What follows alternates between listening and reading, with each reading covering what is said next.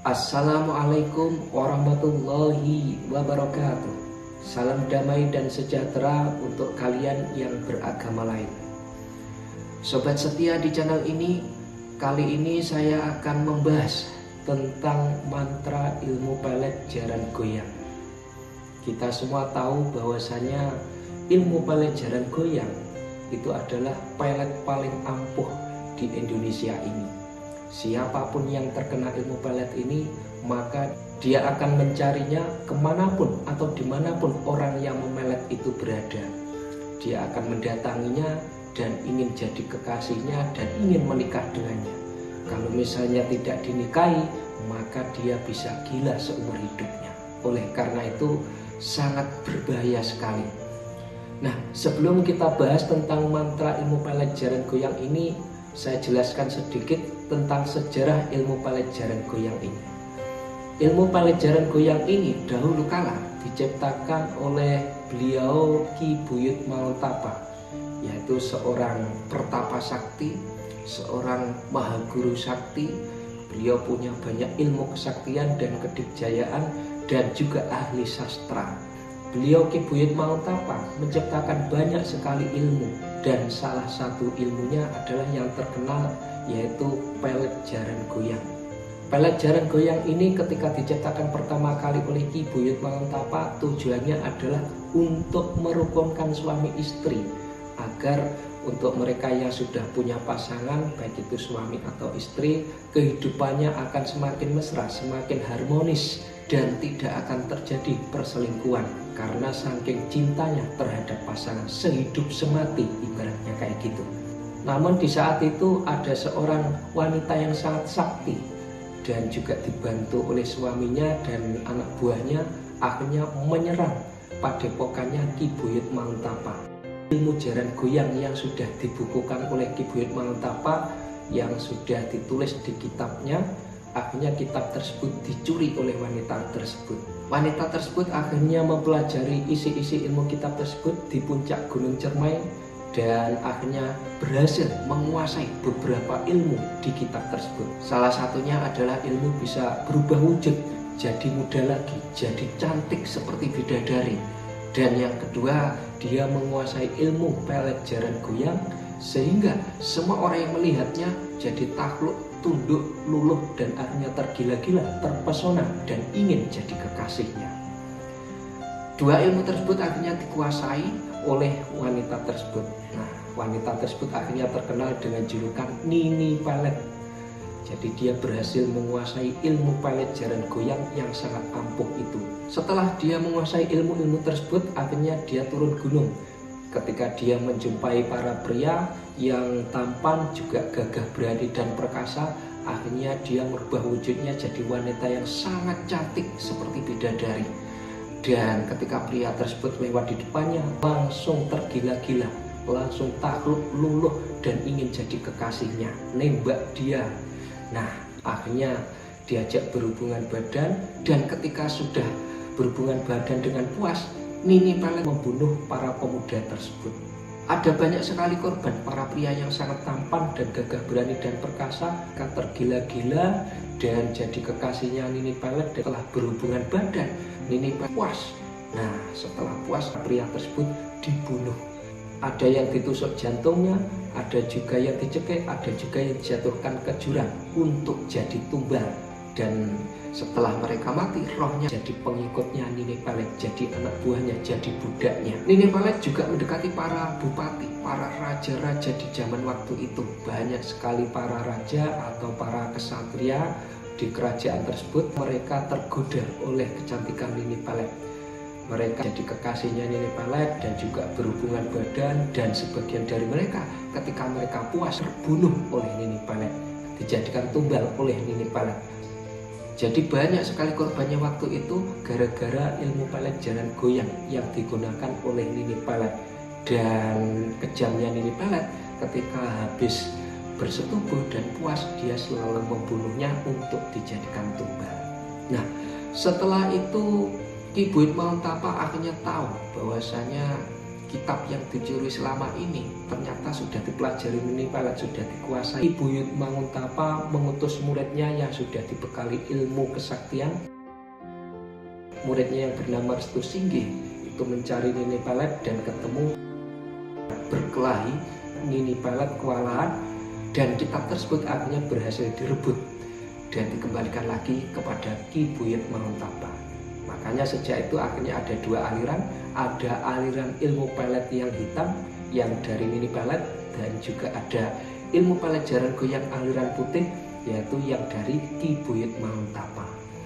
Kalau untuk ilmu pelet yang aliran hitam dari Nini Pelet biasanya ada tumbalnya. Jadi misalnya orang yang terkena ilmu pelet tersebut ketika dia meninggal, dia nanti rohnya jadi pengikutnya Nini Pelet atau pengikutnya jin dan setan. Tapi untuk pelet jaran goyang yang beraliran putih yang dari Ki Buyut Manguntapa, walaupun dia sudah tergila-gila jadian dan menikah dan sampai tua, ketika meninggal tetap aman-aman saja, tidak akan pernah jadi tumbal. Itulah tadi jadi perbedaannya. Kalau ilmu pelet jaran goyang yang aliran hitam biasanya nanti ketika meninggal dia akan jadi pengikutnya setan, pengikutnya para jin. Tapi kalau ilmu pelet jaran goyang yang aliran putih yang dari Ki Buyut Manguntapa biasanya tetap aman sampai tua. Dia akan jadi suaminya, akan jadi istrinya, dan juga pernikahannya jadi mesra, bahagia sampai tua, dan ketika tua, ketika meninggal juga aman. Itulah perbedaannya pelet jaran goyang yang aliran putih dan aliran hitam. Oke? Dan selanjutnya cara menguasai ilmu pelet jaran goyang. Untuk menguasai ilmu pelet jaran goyang ini ada syarat-syarat tertentu. Yang pertama, Anda harus menyiapkan kamar khusus. Jadi kalau di rumah Anda ada banyak kamar, siapkan satu kamar saja yang sudah dibersihkan, juga usahakan selalu wangi. Dan yang kedua, supaya Anda bisa menguasai ilmu pelet jaran goyang ini, Anda harus puasa 7 hari dengan cara puasa putih ngepel. Apa itu puasa putih ngepel? Yaitu puasa putih yang ketika sahur dan bukanya hanya 3 kepal nasi. Jadi Anda ambil nasi, kemudian Anda kepal gini. Nah, nanti 3 kepal nasi itulah yang Anda makan ketika sahur atau pas bukanya, dan juga 1 gelas air putih. Itu Anda lakukan selama 7 hari, dan ketika berpuasa itu tiap hari amalannya dibaca. Dan kalau bisa ketika masak nasi jangan pakai api, jangan pakai kayu bakar atau pakai kompor gas. Zaman sekarang kan ada magicom, bisa juga pakai magicom, itu lebih bagus. Dan ketika Anda berpuasa, maka tiap hari Anda baca mantranya. Untuk malam hari atau tengah malam, Anda baca mantranya sebanyak 11 kali atau 111 kali, atau supaya lebih ampuh 1000 kali. Dan untuk setelah terbit fajar, kalau yang muslim berarti setelah sholat subuh, atau kalau yang non muslim ya pokoknya sudah mulai pagi, Anda baca sebanyak 21 kali. Dan sore hari ketika matahari terbenam, kalau yang muslim berarti setelah sholat maghrib, kalau yang non muslim ya pokoknya ketika matahari sudah terbenam, Anda baca sebanyak 41 kali. Anda lakukan terus sampai 7 hari, dan di hari terakhir ketika Anda sudah selesai berpuasa atau di malam yang ke-8, Anda setelah berbuka, kemudian Anda sudah baca mantranya yang setelah terbenamnya matahari. Nah, kemudian Anda masuk kamar dan jangan pernah tidur sampai nanti terbit fajar. Dan ketika di tengah malam, Anda baca mantranya sebanyak 111 kali atau 1000 kali supaya lebih ampuh. Nah, ketika Anda tiap hari sudah berpuasa, apalagi di malam hari terakhir, maka si target orang yang Anda cintai, orang yang Anda taksir tadi, dia akan termimpi-mimpi, dia akan rindu berat, dia akan sangat kangen sama kamu, dia jadi tergila-gila dan ingin segera menemuimu. Kalau nggak bisa menemui, dia bisa gila. Akhirnya dia menghubungimu, mencari-carimu, dimanapun kamu berada, dia pasti akan mencarimu dan mendatangimu. Dia ingin jadi kekasihmu, apapun yang kamu inginkan, dia akan menurutinya. Dia akan takluk tunduk dan ingin jadi pacarmu, ingin jadi kekasihmu, dan ingin jadi suami atau ingin jadi istrimu. Terserah kamu apakan. Ketika dia datang padamu, dia akan takluk tunduk dan menuruti semua keinginanmu. Kamu ajak bercinta, kamu ajak bersetubuh, dia akan menurutimu dengan senang hati sampai kamu puas. Dan sebaiknya kamu harus menikahinya. Karena kalau kamu tidak menikahinya, dia bisa gila dan gak bisa disembuhkan. Oleh karena itu, gunakan ilmu pelajaran goyang ini dengan bijaksana. Kalau kamu tidak berniat menikahinya, maka jangan sekali-kali kamu menggunakan ilmu pelajaran goyang ini. Sangat berbahaya. Dia bisa gila untuk selamanya jika tidak kamu nikahi. Jika kamu memang sangat mencintainya, menyayanginya, dan kamu sudah menggunakan berbagai macam cara, kamu dekati, kamu akrabi, kamu tembak, dan dia tetap gak terima, atau mungkin bahkan lebih dari itu, kamu ditolak mentah-mentah, kemudian kamu dihina, maka boleh kamu amalkan ilmu pelajaran goyang ini. Tapi dengan satu syarat, kamu harus menikahinya. Kalau tidak menikahinya, maka kasihan sekali dia bisa gila untuk selamanya. Nah, itulah tadi tentang cara mendapatkan dan menguasai ilmu pelajaran goyang. Nah, seperti apa mantranya? Mantranya akan saya bacakan dan bisa Anda tulis, kemudian dihafalkan. Nanti ketika betul-betul sudah terpaksa, gak ada jalan keluar yang lain, kamu bisa mengamalkan ilmu pelajaran goyang ini. Namun dengan satu syarat, harus kamu nikahi. Itulah syaratnya. Inilah mantranya. Mantra ini dibaca 11 kali pada waktu malam, atau 111 kali, atau 1000 kali supaya lebih ampuh. Nah, silahkan disimak dan silahkan ditulis. Niat ingsun amatek aji kusijaran goyang, tak goyang ing tengah latar. Jematiku sodolanang upet-upet kulawe benang, tak sabetake gunung jugruk watu gempur, tak sabetake segoro asap, tak sabetake ombak gede sirep, tak sabetake atine si jabang baini. Isi nama target atau orang yang Anda cintai. Kemudian dilanjutkan, pet sido edan ora edan, sido gendeng ora gendeng, ora mari-mari yen ora ingsun sing nambani. Niat ingsun amatek aji kusijaran goyang, tak goyang ing tengah latar. Jemetiku sodolanang upet-upet kulawe benang, tak sabetake gunung jugruk watu gempur, tak sabetake segoro asap, tak sabetake ombak gede sirep, tak sabetake atine si jabang baine. Silakan diisi nama targetnya atau nama orang yang Anda cintai. Pet sido edan ora edan, sido gendeng ora gendeng, ora mari-mari yen ora ingsun sing nambani. Niat ingsun amatek aji kusijaran goyang, tak goyang ing tengah latar. Jametiku sodolanang upet-upet kulawe benang, tak sabetake gunung jugruk watu gempur, tak sabetake segoro asap, tak sabetake ombak gede sirep, tak sabetake atine si jabang baini. Silakan diisi nama targetnya atau nama orang yang Anda cintai. Pet sido edan ora edan, sido gendeng ora gendeng, ora mari-mari yen ora ingsun sing nambani. Silakan dibaca mantra itu sebanyak 11 kali atau 111 kali atau 1000 kali di waktu tengah malam ketika Anda menjalankan puasa. Dan ketika Anda berpuasa, sebaiknya hindari percakapan yang tidak berguna atau melakukan aktivitas yang tidak berguna.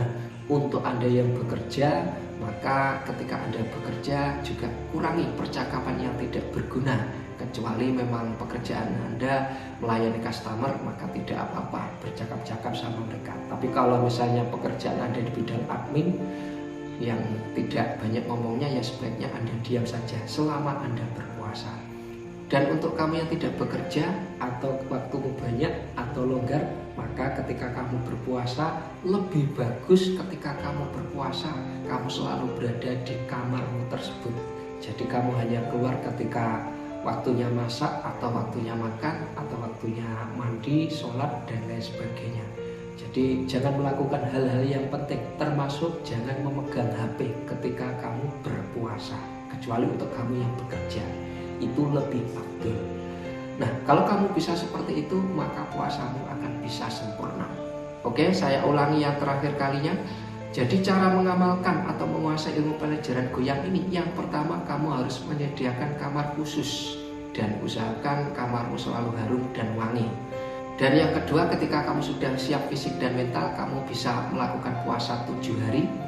Nah, bisa dimulai pada malam Jumat Pahing, atau bisa dimulai pada malam Selasa Kliwon, atau bisa juga di hari kelahiranmu sampai berakhirnya puasa. Ketika kamu menjalankan puasa tersebut, maka amalannya atau mantranya tadi dibaca waktu tengah malam sebanyak 11 kali, atau bagusnya 111 kali, atau yang paling afdal atau paling ampuh adalah 1000 kali. Dan setelah terbit fajar atau setelah subuh atau ketika pagi, Anda baca sebanyak 21 kali. Dan sore ketika sudah terbenam matahari atau setelah sholat maghrib, Anda bisa baca sebanyak 41 kali.